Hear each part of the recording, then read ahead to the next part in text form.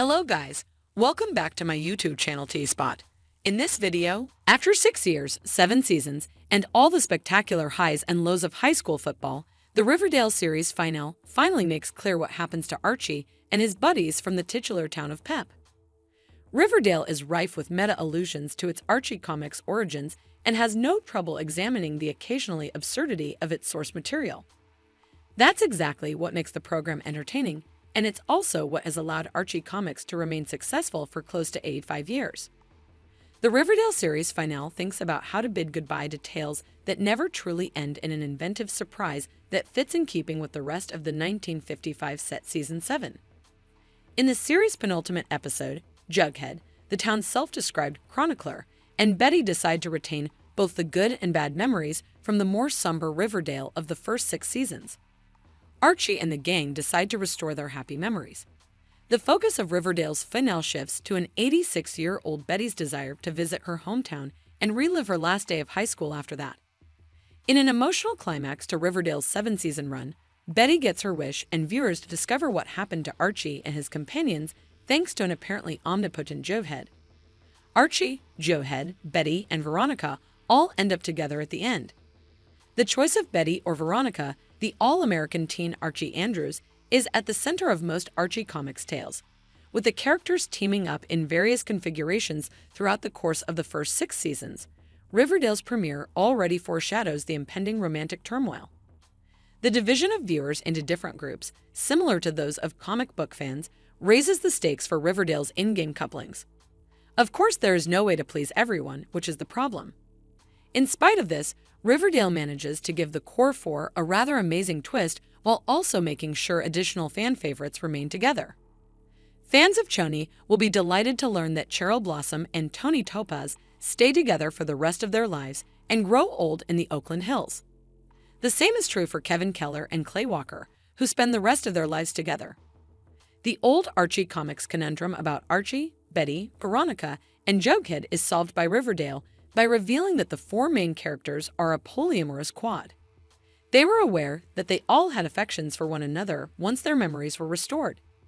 It's a brilliant, entertaining twist that really ought to have shown earlier. But none of the core 4 get paired in the final round. The Riverdale gang loses involvement. Betty really skipped her last day of high school in the past.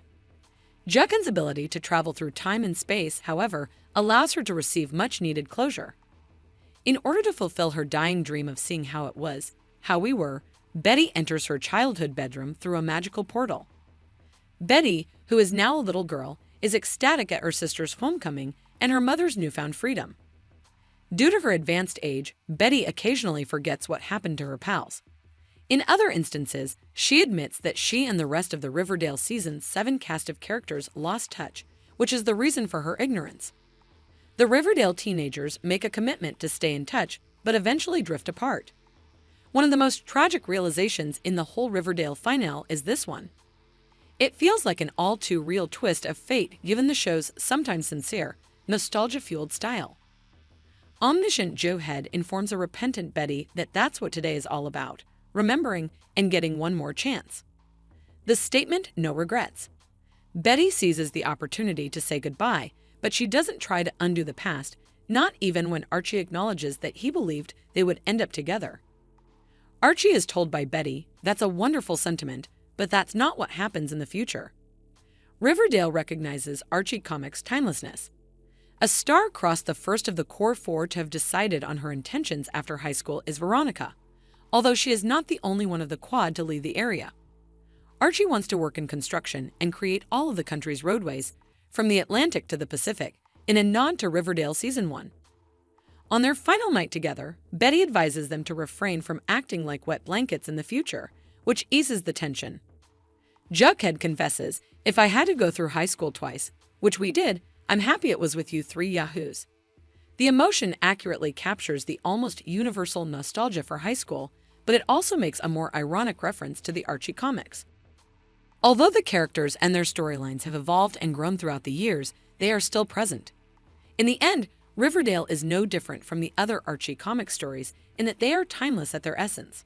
In other words, Riverdale on the sea may be coming to an end, but Archie will go on. Pops is Betty's sweet afterlife. The Riverdale of today is a town lost to time rather than a place lost in time. Betty peacefully dies away as Alice pulls into the parking lot of Pop's chocolate shop, the final member of the Riverdale group to die. The following scene, which has a 17-year-old Betty walking towards a neon-lit Pops, is as creative as Riverdale's breathtaking Season 6 unexpected ending. The door is opened by Jason Blossom, and Pop Tate and all of Betty's pals welcome her inside. She gives hugs to all of her happy friends before joining Archie, Jughead, and Veronica in a booth. They had been waiting for her with a strawberry milkshake ready. The omniscient Jughead stands in the parking lot outside Pop's and addresses the audience in an Alfred Hitchcockian monologue. "I believe we should leave them here, or they will always be juniors, forever 17, declares Jughead. It's the same place they and we have always been. The restaurant throughout the city during the sweet afterlife. The conclusion also implies that the character's interpretation of the hereafter is hanging around Pops, laughing with one another. This is in homage to the everlasting characteristic of the Archie comics in which the characters stay forever youthful. It's a satisfying conclusion that acknowledges the Archie gang's enduring influence. The sound of a typewriter suggests a final turn. The conclusion of Riverdale follows a trend of other realities and timelines. While Betty's depiction of the sweet hereafter is the Pops of the last scene, the Riverdale finale's closing seconds could also have another twist. The afterlife is referred to in the franchise as the sweet hereafter, and it has been mentioned in Riverdale Season 6 and its spin-off, Chilling Adventures of Sabrina. The Riverdale Season 1 conclusion, titled The Sweet Hereafter, features the core four getting milkshakes at Pops and finishes with Jughead saying, "As dangerous as the world had become, here, in this booth, we were safe." Jughead has told the narrative ever since the opening seconds of the Riverdale pilot. It is revealed at the conclusion that he founded a magazine that has been published for about 70 years. Jughead tells Betty, "I'm not gonna lie, as far as legacy goes, I could have done a heck of a lot worse." It's mostly kids and teens who read it. The remark reinforces the conclusion made in the Riverdale finale that Jughead has been authoring the tale the entire time, even if it is more of a meta wink than anything else.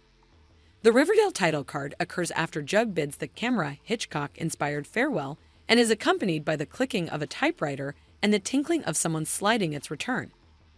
The jingle of the door to Pop's opening serves as the soundtrack for the Riverdale pre-credits title card throughout Season 7. In the Season 6 finale, a superhuman Tabitha Tate transports the group back to the 1950s when they awaken Pops, supposedly sparing them from a town-destroying comet. Season 7 of May, nevertheless, have taken place in the sweet hereafter. Everyone is present when Betty arrives for the last time. There are no bells jingling when the title card appears, since this version of omniscient Jughead is never completely explained.